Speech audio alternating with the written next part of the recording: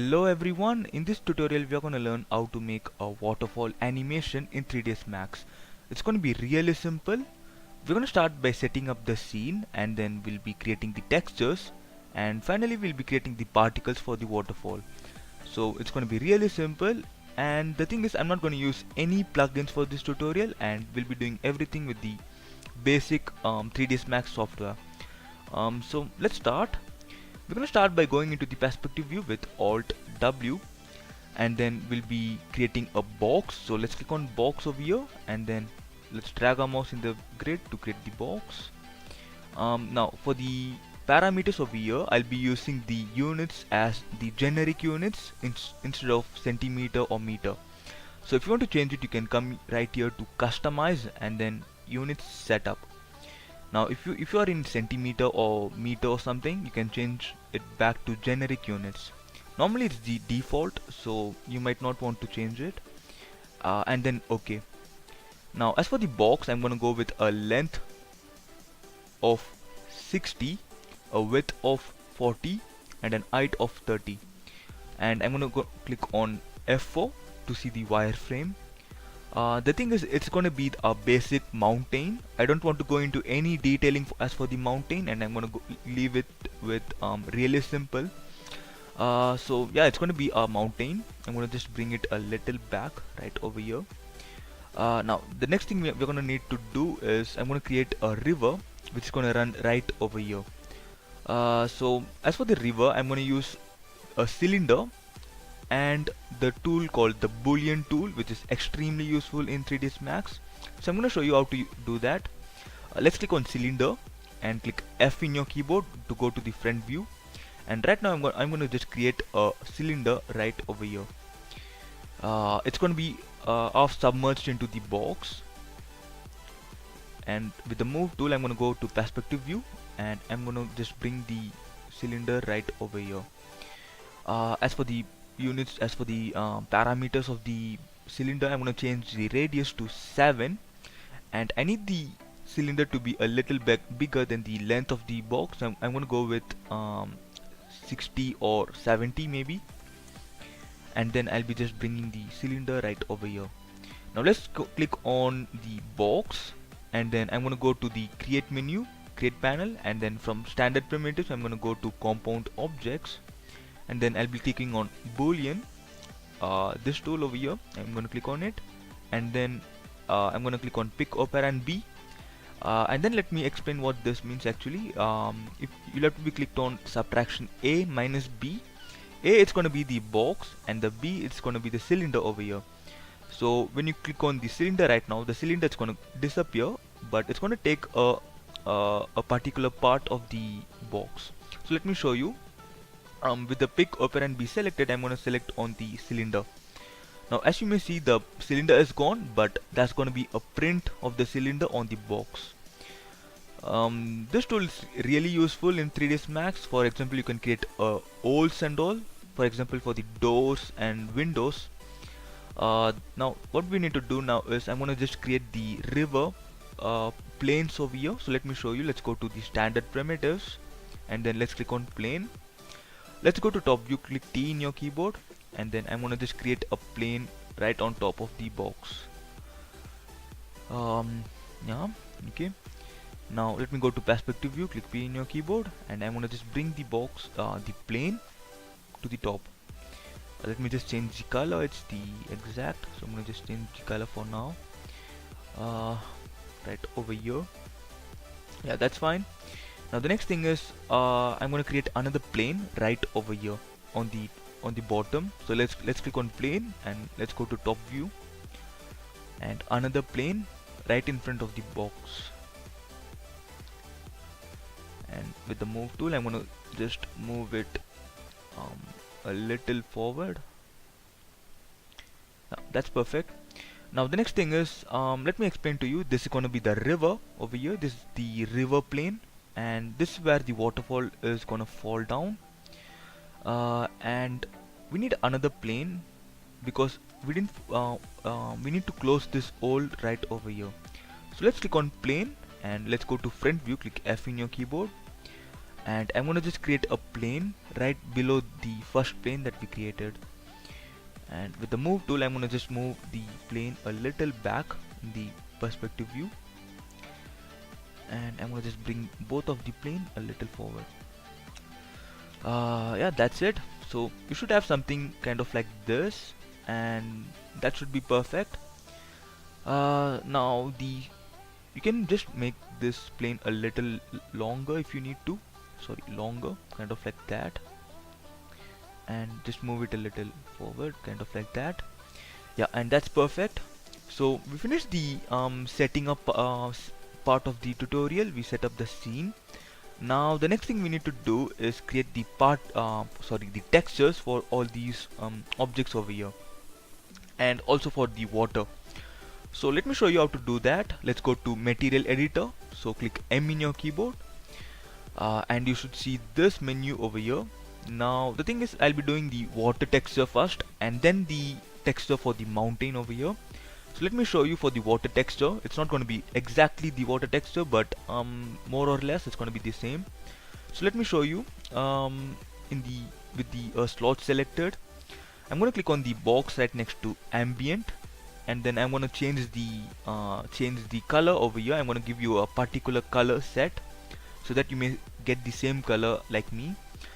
So as for the color of the water, I'm going to go with a ambient red of 99, ambient green of 161, and finally a ambient blue of 141.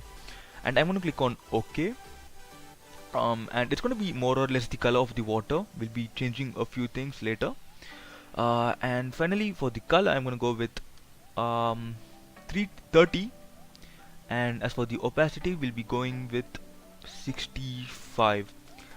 Yeah, that's it. Now I'll be going into the extended parameters menu over here.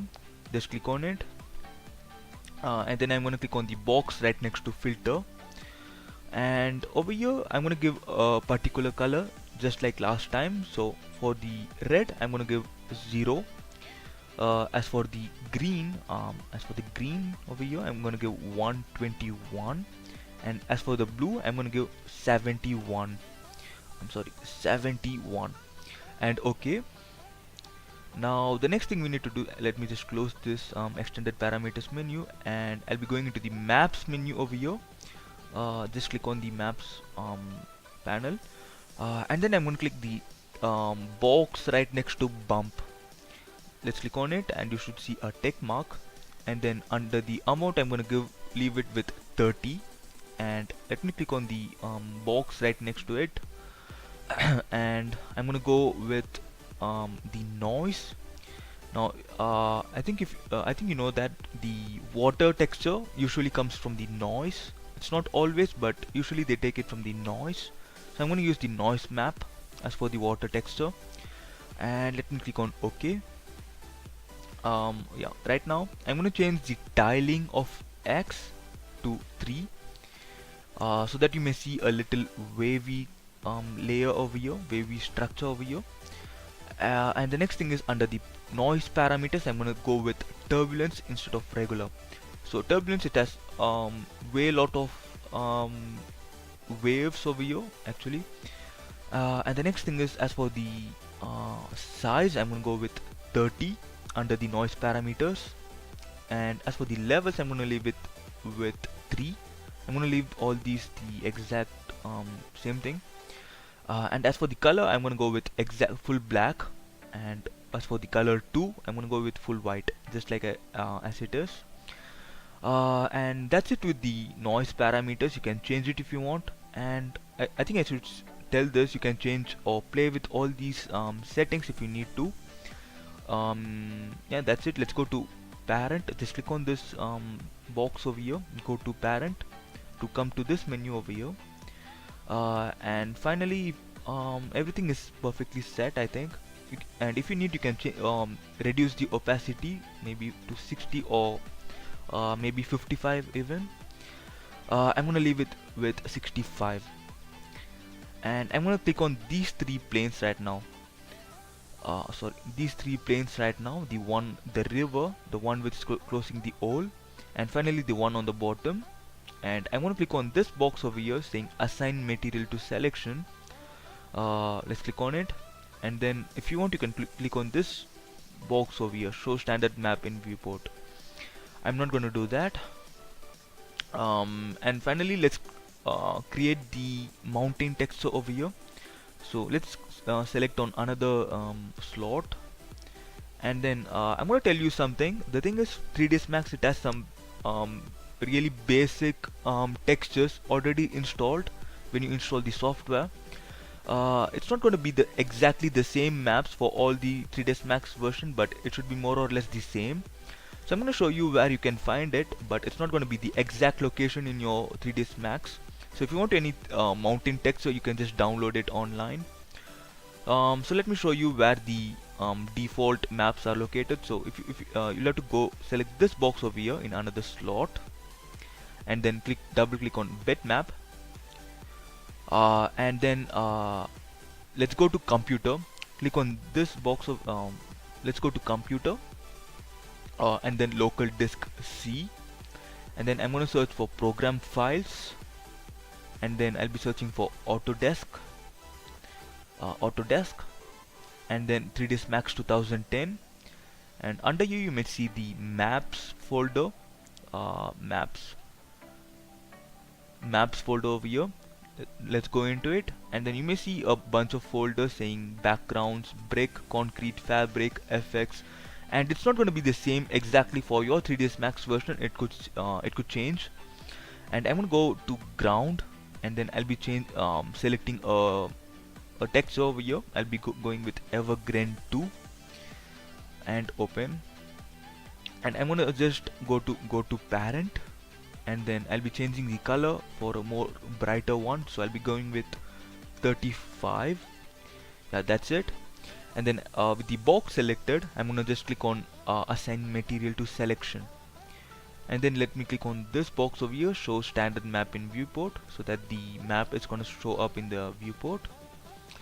And that's it for the texture, guys. I hope it was really simple. I'll just bring the plane a little to the center. Yeah, that's it. Now the texture part is complete, and let's go into the particle part of the tutorial. So yeah, I'm gonna for this tutorial I'm gonna use two main particles. One is the spray, and then another is the snow particle. As for the river, which is going to run from over here to the end, I'm gonna use the spray particle, and another it's going to be the one over on the bottom. It's going to be another spray particle, and the next it's going to be the snow, which is the waterfall. So let me show you how to create these particles. It's going to be really simple, guys, and I'll be explaining to you each of these terms on the setting menu. So let me show you.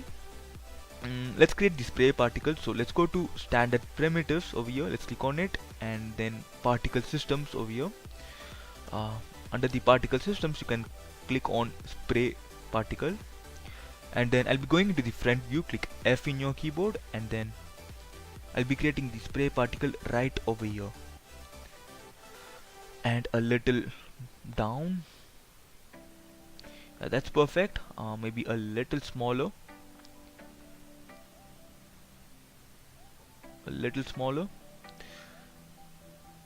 yeah, that's perfect. Now let me go to perspective view, and I'm gonna just bring the spray particle to the other end, and with the rotate tool I'm gonna rotate the particle, so because the particle is gonna move in the other direction, so basically I need the particle to run over here. So with the rotate tool I'll be rotating it to the other direction, and if you can select the this tool over here called the angle snap toggle, it's gonna rotate with the exact 10 degrees. So I'm gonna go with 180. Yeah, that's perfect. Now you can see the particle is gonna run exactly in this direction over here. So let me show you. I'm gonna go to the parameters for the spray particle, and then I'll be giving you the values for each of these particles. So as for the viewport count, I'm gonna go with 100, And as for the render count, I'll be going with 1500. And as for the drop size, I'll be going with 1.5. And then as for the speed, I'll be going with 5.5. And then as for the variation, I'll be leaving it 0. And then drops, and then finally facing instead of tetrahedron. And I'm going to leave the timing starting 0 to 30. And then the emitter, it's going to change. If you need, you can just get the same emitter just like me, but I'm going to leave the same thing as it is. Now let me explain to you all these terms, what these terms actually means. So actually the viewport count is the number of particles you see in the viewport. So right now you might see 100 particles. It's going to be the maximum particles you might see in the viewport. And as for the render count, it's the number of particles when you render.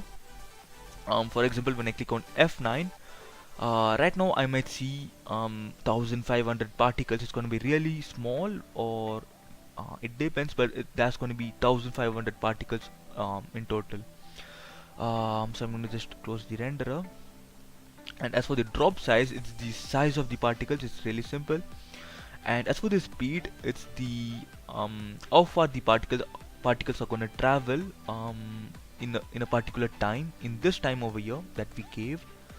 And as for the drops, it's the how you see the particles in the viewport. For example, drops, these are drops. Dots, it's going to change, and ticks, it's going to change. And finally, the main thing, it's going to be the render, which is the facing. Facing is facing this one over here, and if you change it to tetrahedron, it's going to be really small and different. And finally, the most important thing for this tutorial is going to be the timing.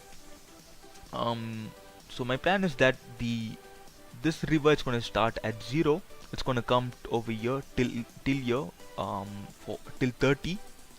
It's going to come here till 30, and then the waterfall is going to start at 30, and it's going to fall to the bottom over here till 50 or 60. So that's going to be my plan, and I'm going to use the timing as 0 and 30. So yeah, that's it. As for the and the emitter, it's going to be the size of the emitter. This is called the emitter. Now what I'm going to do is I'm going to just copy this particle and paste it over here. So I'm going to duplicate it. Just click on shift, hold on shift, and just move the particle over here and click on OK with copy. And then I'm going to bring the particle to the bottom over here. It's going to be a little above the plane, not much, but a little above. That's perfect. And then I'm going to just, with the scale tool, I'm going to just make the particle as big as the plane. Yeah, okay, and I'm going to just move it a little. Yeah, that's perfect. Now as you might see, the particle is going to run on the top and on the bottom. Okay, now I'm going to change the parameters of this this particle over here, this spray. So as for the viewport count, I'm going to leave it with 100, and then as for the render count, I'm going to go with 1000. And as for the drop size, I'm going to go with so as for the drop size, I might go with 1.5, or maybe I think I'll be changing the render count to 500. And as for the drop size, I'll be changing it to 2. And then as for the speed, I'll be giving 3, and variations is 0. And drops, and then facing, I'm going to leave it exactly at as it is. And as for the start, I'm going to go with a start of 50, and life of 60. And yeah, that's it. It's going to be all the settings that we're going to change from this spray particle. So the two sprays are complete, and we're going to start with the snow particle over here. So let's go to the create menu over here, the create panel, and then I'm going to click on the snow particle. Let's go to top view, click T in your keyboard, and then I'm going to just create the snow particle right over here,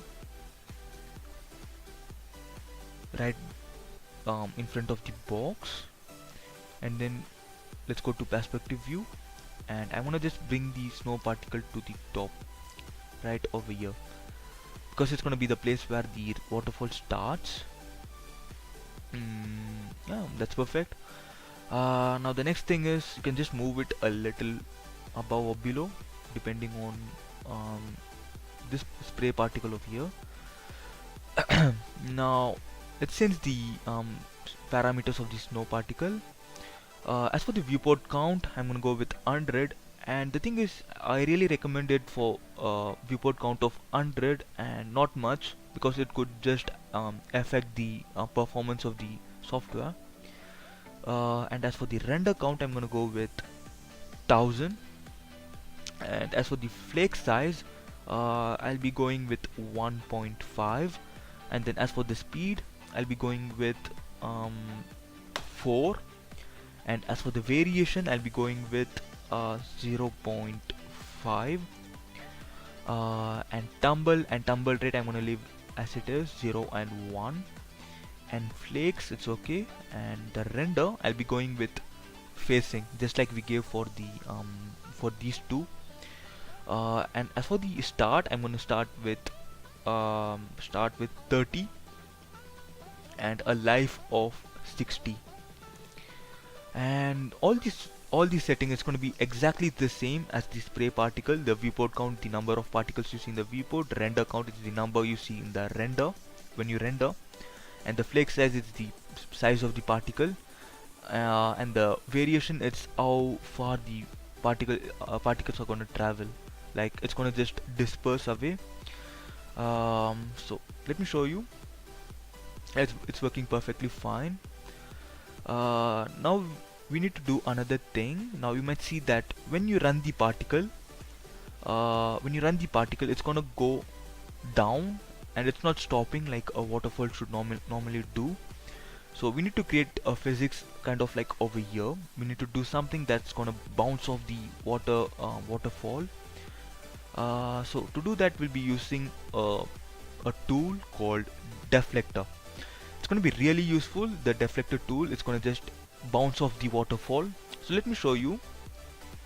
Let's go to the create menu over here, and then I'm going to go to space warps over here, this wave particle, picture over here, and then from force I'm going to go to deflectors over here, and then let's click on the simple deflector. Just don't click on the P Omni or something like that. Just click on the Deflector tool, and then let's go to top view, click T in your keyboard, and then I'm gonna just create a big deflector over here. The size really doesn't matter at the moment. You can give any size for the deflector, and let's go to perspective view, click P in your keyboard, and then yeah, that's good. Now the next thing is, right now we don't have any connection between this deflector and the snow particle. Even now the snow particle is going to just go down, and it's not going to stop. So what we need to do is we need to connect these two particles, the snow particle and the deflector.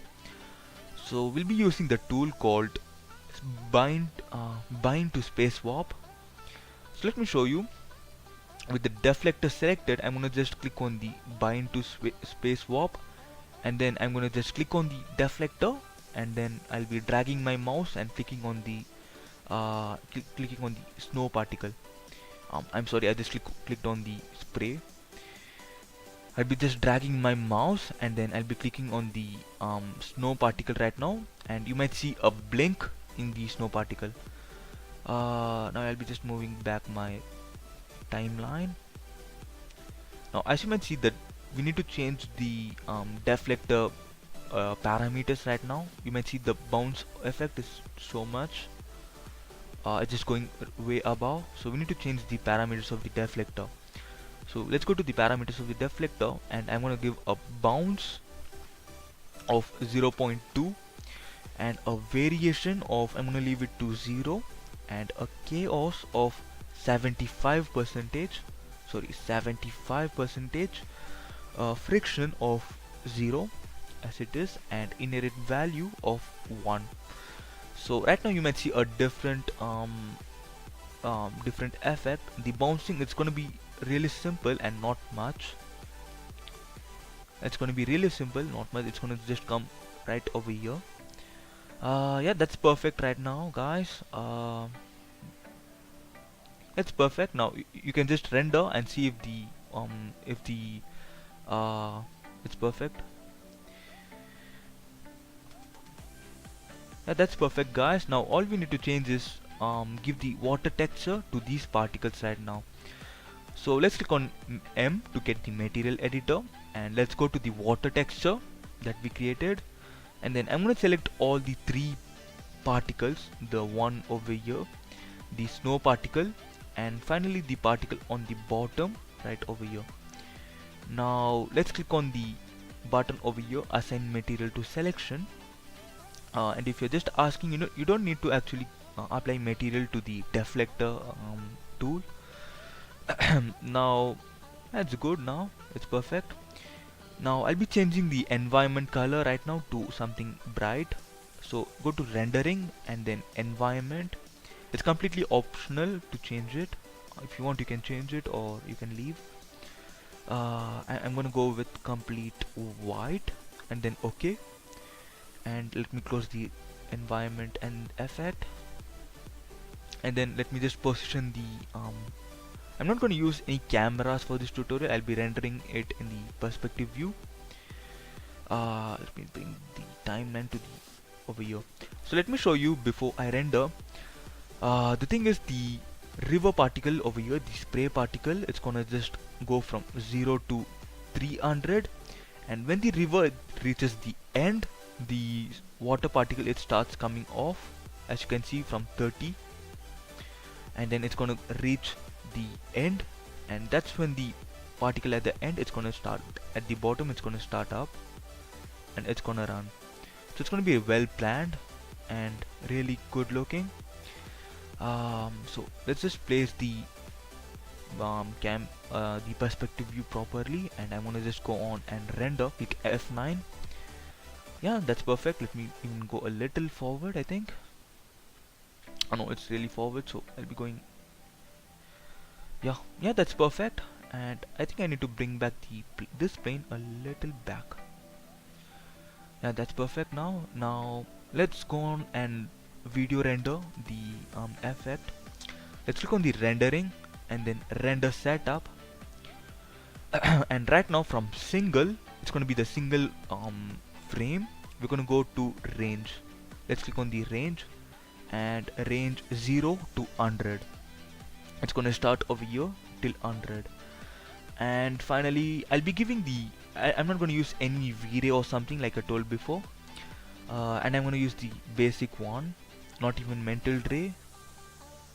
As for the renderer and the render output, you need to save it somewhere, so I'm going to click on the files button over here, and I'm going to go save it somewhere like let's say desktop, and I'm going to name it waterfall animation.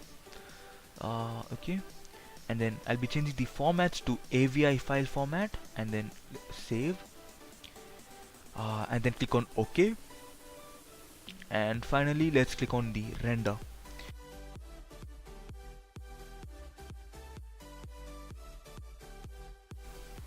The rendering is complete, guys, so let's go take a look at the video. So I'm gonna go to the video over here that I saved in the desktop. Yeah, as you can see in the video, you can just see that the water starts and then it's gonna come right over here, and the waterfall is gonna start up, and then the final one at the bottom. So the thing is, you can just change a lot of things over here, maybe like the opacity of the water. It all depends on your wish and preferences, and even the mountain texture you can change really a lot. And if you want, you can even bring down this one over here a little below if you want to. So I hope it was really useful for you guys. It's gonna be really useful if you can use it in a lot of different ways. So really thanks for watching, guys. Leave a like and click on the subscribe button and on the notification bell for weekly content. Thanks for watching, guys. See you later.